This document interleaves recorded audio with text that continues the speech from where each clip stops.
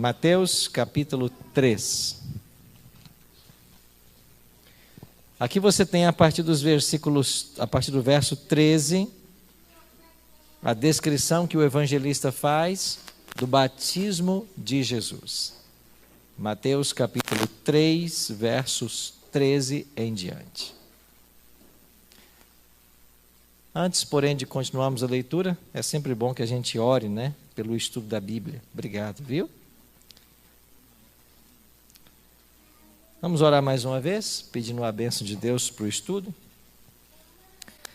Nosso Pai querido, estamos felizes em poder estar em Tua casa nessa tarde, com nossos queridos amigos, para estudarmos o Teu livro sagrado. Queremos orar para que o Teu bom e Santo Espírito se faça presente. E que agora, ao estudarmos o Teu livro, nossa mente se abra à compreensão do tema que vamos estudar. Oramos em nome de Jesus. Amém. Acompanhe comigo a partir do versículo 13. Por esse tempo, dirigiu-se Jesus da Galiléia para o Jordão, a fim de que João o batizasse. Jesus foi em busca de João para ser batizado. Quem era João? João era primo de Jesus, mais velho que ele, cerca de 6 meses. Por providência divina, os dois nunca haviam se encontrado. Cresceram, um cresceu em Nazaré, o outro cresceu no deserto da Judeia. João Batista é o cumprimento de uma profecia de Isaías, que declarou que antes do Messias, ele enviaria o precursor, alguém que viria para preparar o caminho. E João Batista fez isso. João Batista veio preparando o caminho para Jesus. E no momento certo, Jesus o procurou. Mateus colocou a expressão por esse tempo. Era chegado o tempo de Jesus ser batizado. Quantos anos tinha Jesus quando ele buscou João para ser batizado? O Evangelho de Lucas vai dizer que ele tinha cerca de 30 anos. Agora, por que é que Jesus esperou até 30 anos para ser batizado? Por que ele não foi atrás de João com 25, com 18, com 15? Por que não? Porque na cultura judaica, a maioridade espiritual chega aos 30 anos. No princípio, lá no santuário, não poderia haver sacerdote que não tivesse 30 anos. Então, um sacerdote só poderia começar o ofício completados 30 anos. Então, na cultura hebraica, 30 anos é a maioridade espiritual. No tempo de Cristo, você não podia também ter um rabino que não tivesse 30 anos. Alguém que desejava ser mestre, ser um rabino, só podia começar a montar o seu grupo de discípulos se ele tivesse 30 anos. Por essas questões todas, Jesus escolheu completar 30 anos para então ser batizado. Não só ele escolheu, como na providência divina foi marcado a data. Talvez você não saiba, mas a Bíblia marcou a data do batismo de Jesus, bem como a data da sua morte. Quando estudamos o capítulo 9 do livro de Daniel, lá diz que o Messias faria firme aliança com muitos por 1 semana. Mas na metade da semana, ele morreria, fazendo cessar o sacrifício contínuo e a oferta de manjares. Esta última semana, da qual fala o profeta Daniel, começa exatamente no batismo de Cristo. E se ele morreria na metade desta semana, 3 anos e meio depois, então Jesus morreria no ano 31, como de fato ele morreu. Se ele morreu no ano 31, e existem provas do ano, do mês, inclusive do dia da morte de Jesus, que foi uma sexta-feira, dia 15 de Abib, se nós retrocedermos 3 anos e meio, nós chegamos ao batismo de Jesus, que foi no ano 27. E o Evangelho de Lucas diz que ele tinha cerca de 30 anos e era o 15º ano de Tibério César. O 15º ano de Tibério César é o ano 27. Então Jesus foi batizado no ano 27 da era cristã. Que idade ele tinha? 30 anos. Aí você pergunta, mas pastor, peraí, por que Jesus tinha 27 anos se era o ano 30? Talvez você se perguntou isso, né? Era cristã, como nós conhecemos, é uma coisa que veio muito depois. Hoje nós estamos no ano 2022, da era cristã, ou AD, Anno Domini, ano do Senhor, porque se passaram 2022 anos do nascimento de Cristo. Mas quem inventou essa história de era cristã foi um homem chamado Dionísio Exíguo. E ele viveu por volta do 12º, 13º século. Foi aí que surgiu essa história de era cristã. Até esse século, ninguém falava ano 200, ano 300, ninguém falava. Eles computavam o tempo a partir da fundação de Roma. Então você lembra que Roma foi o último império a dominar no mundo. Antes de Roma veio a Grécia, a Medo-Pérsia, Babilônia, mas Roma foi o último império que dominou o mundo. E depois de Roma, o poder se dividiu, a princípio em 10 tribos bárbaras e depois em várias nações que se organizaram na Europa e em outros países do mundo. Mas quando Roma dominava o mundo, o calendário era o calendário romano que era usado, ou, como nós chamamos, juliano, por causa do imperador Júlio César. Então, no calendário romano, a data acontecia a partir da fundação de Roma. E você vai se lembrar que Roma foi uma cidade fundada por 2 irmãos, que, segundo a tradição, sobreviveram porque mamaram numa loba. Estão lembrados? Como eles se chamavam? Rômulo e Remo, certo? Se você vai a Roma hoje, você vai encontrar várias imagens de 2 garotos mamando numa loba. É a história de Rômulo e Remo, os irmãos que fundaram Roma. Então, Dionísio Exíguo, por volta do 12º século, quis datar a era cristã. E ele datou a era cristã, o nascimento de Jesus, como sendo no ano 753 da fundação de Roma. Ou seja, passados 753 anos que Roma foi fundada, Jesus nasceu. Então ele pegou esse ano e colocou como sendo o ano 0. Aí o ano 754 da fundação de Roma foi o ano 1, o ano 755 foi o ano 2 e aí por diante. Mas o cálculo que ele fez foi tão bem aceito que o mundo, primeiro ocidental e depois oriental, acabou aceitando os cálculos de Dionísio Exíguo. E a partir então do 12º século, começou já a se contar o ano 1200, 1201, 1202 e aí por diante. Então, assim era o calendário.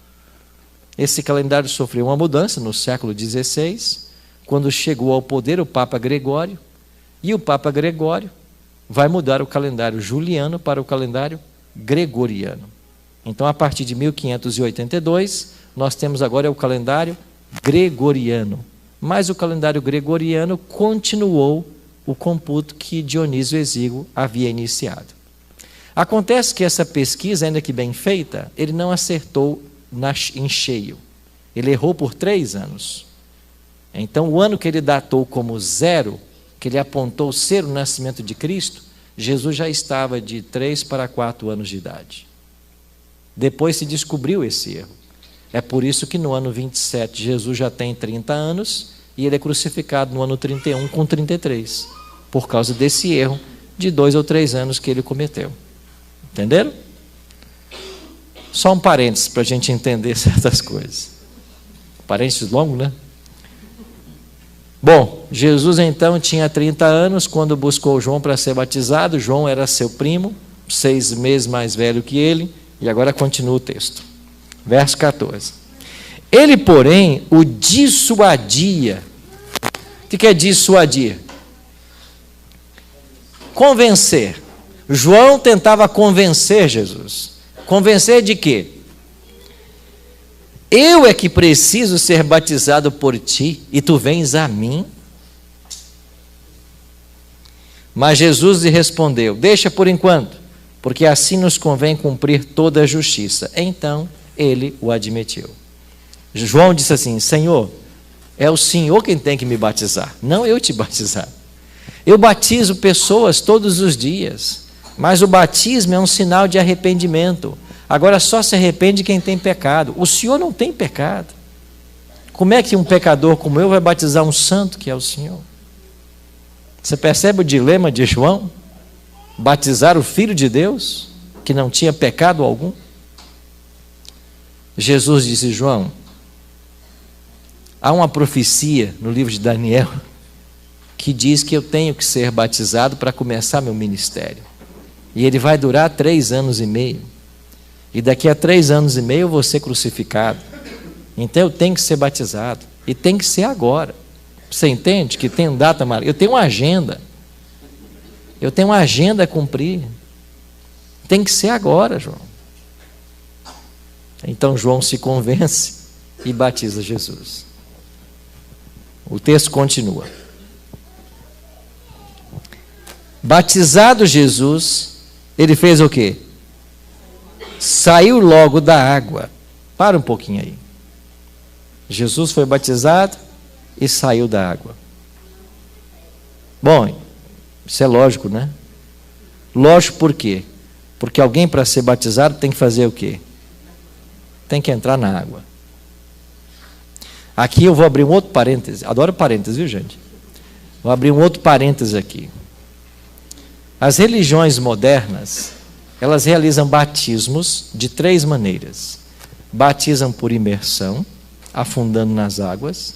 Batizam por aspersão, jogando água. E batizam por infusão, derramando água. Essas são as formas comuns que as igrejas atuais realizam batismos. Agora, qual destas formas é o batismo bíblico? Só existe uma forma: imersão. Você não tem na Bíblia, do Gênesis ao Apocalipse, você não tem nenhum exemplo de alguém sendo batizado por aspersão ou por infusão. Não existe. E por que não existe? Porque batismo é ser mergulhado nas águas, por várias razões. Primeira delas, a palavra grega batismo, baptizo, essa é a palavra grega. Baptizo significa, no grego, 3 coisas: mergulhar, imergir, afundar. Então, se não há mergulho, se não há o afundamento ou a imersão, não houve batismo. Pastor, eu posso derramar água na cabeça? Bom, você pode fazer o que você quiser, né? Nós estamos livres para tudo, né? Deus nos dotou com uma coisa chamada livre-arbítrio, né? O ser humano faz o que quer da vida, né? Pode fazer? Pode. É batismo? Não, não é. Tem um precedente bíblico? Não tem. Eu posso aspergir para batizar alguém? Pode. Você é livre para fazer o que você quiser. É bíblico? Não. Tem valor? Não. Não tem. Por quê? Porque se nós queremos ser bíblicos, nós temos que olhar para esse livro. Certo? Nós temos que olhar. Tem muita gente fazendo coisas diferentes hoje. Tem muitas igrejas indo por caminhos que estão distantes da palavra. E nós temos que cuidar para sermos uma igreja bíblica. E para sermos uma igreja bíblica, tudo o que eu faço, eu tenho que ter aqui um aval. Eu tenho que ter uma orientação nesse livro. Então, João Batista é quem dá origem ao batismo. O nome dele era João, e ele se tornou Batista porque batizava. Então, João batizava em 2 locais, segundo a Bíblia. Ele batizava no Rio Jordão, e ele batizava lá em Enom, perto de Salim, porque havia lá muitas águas também, diz a Bíblia. Então, João batizava nesses 2 locais. E aonde ele batizava tinha que ter água. Para quê? Para mergulhar as pessoas. Porque na Bíblia não existe batismo sem mergulhar a pessoa. Quem é que começa essa história de batismo na Bíblia? Porque não tem batismo no Antigo Testamento. Começa com João. E Cristo, para confirmar o rito do batismo, para colocar esse rito como sendo da sua aprovação, ele mesmo vai se batizar. Agora, Jesus precisava ser batizado? De acordo com o rito do batismo, não, porque ele não tinha pecado. E batismo é para perdão de pecados. Mas ele se batizou não porque tinha pecados, não porque tivesse pecados, ele se batizou para dar o quê? Exemplo. Tem coisas que Deus faz de forma pedagógica. E eu vou mencionar mais uma para você entender. Tem coisas que Deus faz de forma apenas pedagógica. Jesus se batizou, ele não precisava, mas ele se batizou para dar um exemplo. Quer ver outra coisa que Deus faz de forma pedagógica? Ele descansou no sábado. Ele criou o mundo em 6 dias e descansou no 7º. Deus se cansa? Mas se ele não estava cansado, por que descansou? Para dar um exemplo. Então Deus é assim, ele ensina de forma pedagógica. Então ele descansa no 7º dia para dar um exemplo para você e para mim, e é por isso que no sábado a gente descansa, a gente não compra, não vende, não trabalha, não negocia, e a gente também passa pelo batismo. Então foram as coisas que Deus fez para deixar exemplo para mim e para você, certo? Então Cristo foi ao Rio Jordão, entrou na água, foi batizado, saiu da água. O batismo bíblico é por imersão, apenas por imersão, e alguém para dar esse passo, para ser batizado, tem que cumprir alguns requisitos. E é claro que as 4 pessoas que serão batizadas nessa tarde, elas devem ter passado por todo esse processo antes de serem batizadas nas águas. São pelo menos 3 passos que antecedem ao batismo. O primeiro passo, Jesus disse assim: ide por todo mundo, pregai o evangelho a toda criatura. O evangelho tem que ser pregado, batizando-os em nome do Pai, do Filho e do Espírito Santo. Então, antes de alguém ser batizado, ele tem que receber o evangelho. Ele tem que ser doutrinado, ele tem que aprender. Porque, finalmente, salvação é um processo pedagógico. Salvação é um processo pedagógico. A gente tem que aprender a fazer as coisas. E o que nos ensina? É esse livro, é a Bíblia Sagrada. Então ninguém pode ser batizado se antes não tem conhecimento com a palavra e não compreende pelo menos aquilo que é fundamental no cristianismo, aquilo que é fundamental na religião. Então as verdades principais da palavra a pessoa tem que conhecer. Esse é o primeiro passo que tem que ser dado. Uma vez que eu conheço as verdades fundamentais da palavra, o segundo passo é crer. Eu preciso crer. Eu não posso ser batizado se eu não creio. E aí eu me lembro da história de Filipe, um dos discípulos de Jesus, e o eunuco, que está lá em Atos capítulo 8. O Filipe pregou para o eunuco, e em dado momento o eunuco quis ser batizado. E o eunuco disse assim: Filipe, aí tem uma água, tem uma lagoa aqui, ó. Por que você não me batiza? Ele falou assim: é lícito, é correto, se você crê. Você crê que Jesus é o Filho de Deus? Ele disse: eu creio. Aí Filipe mandou parar o carro, ambos desceram a água e Filipe batizou o eunuco. Atos capítulo 8. Mais uma vez, batismo por imersão. Mas antes de ser batizado, ele teve que crer. Então ele recebeu a instrução e ele creu. E o terceiro passo é o arrependimento e a conversão. Lá em Atos 2:38, Pedro ensinou assim no dia de Pentecostes: arrependei-vos, pois, e convertei-vos, para serem cancelados os vossos pecados, e então sereis batizados. Tem que haver arrependimento, conversão, para então alguém ser batizado. Então as 4 pessoas que serão batizadas hoje, elas passaram por esse processo. Elas aprenderam da Bíblia, elas creram que Jesus é o Salvador pessoal delas, elas se arrependeram da vida anterior que levavam, passaram por uma conversão, elas vão dar hoje o testemunho público para vocês aqui, e então serão batizadas. Então Jesus deu esses passos, aceitou ser batizado, para que isso ficasse guardado em nossa memória, para que nós soubéssemos que todos precisamos passar pelo batismo. Agora, quando Jesus foi batizado e sai da água, o que acontece? Verso 16: eis que se lhe abriram os céus, e viu o Espírito de Deus descendo como pomba vindo sobre ele, e eis que uma voz dos céus que dizia: este é meu filho amado, em quem me comprazo. Então você tem aqui uma manifestação da Trindade mais uma vez. Deus Filho está sendo batizado, o Deus Pai fala lá dos céus: este é o meu filho amado, e o Deus Espírito desce sobre ele em forma de pomba. Então, no batismo de Cristo, você tem a presença dos três seres da divindade: Deus Pai, Deus Filho e Deus Espírito. Quando nós somos batizados, aí também está a Trindade. Porque Deus é quem enviou o Filho, o nosso Salvador, a quem nós aceitamos. A conversão é uma obra do Espírito Santo em nossa vida. Em todo o processo, você está envolvido a Trindade também na nossa história.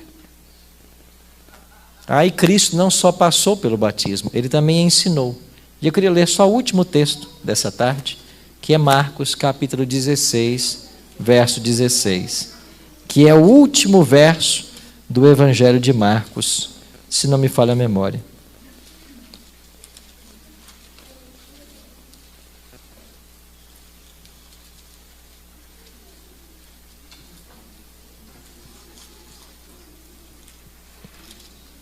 Não é o último verso.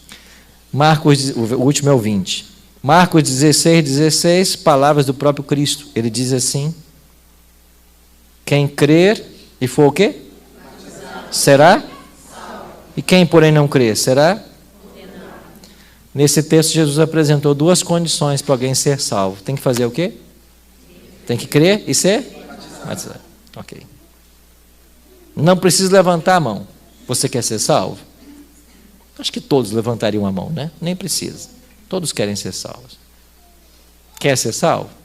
Então você precisa de duas coisas. Primeiro, você tem que crer em Jesus Cristo como teu Salvador pessoal. Se você não crer, você nunca vai ser salvo. Salvo de quê, pastor? Salvo da morte eterna. Nesse livro aqui, 1.500 vezes é declarado que Jesus vai voltar. No Novo Testamento, 300 vezes. Jesus vai voltar. Ele volta para quê? Segundo o Apocalipse 22, 12, para retribuir, para dar o galardão segundo as obras. Então, quando ele voltar, ele volta para dar a vida eterna para quem aceitou e a condenação eterna para quem rejeitou. Quem aceita Cristo como Salvador, passa pelo batismo, quando ele voltar, vai receber a vida eterna.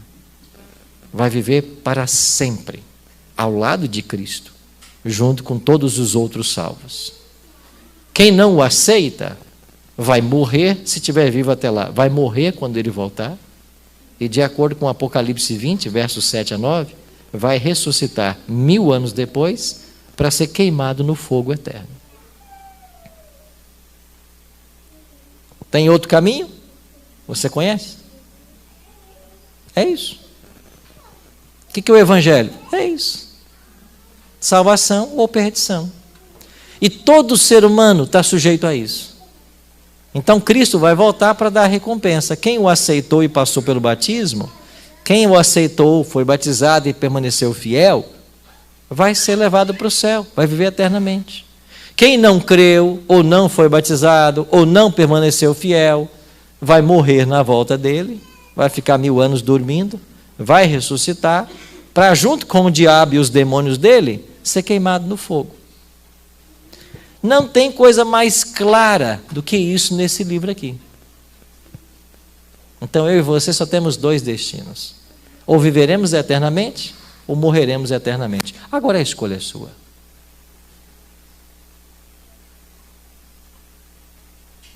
A gente pode forçar alguém a fazer alguma coisa? Em termos religiosos, não. Não.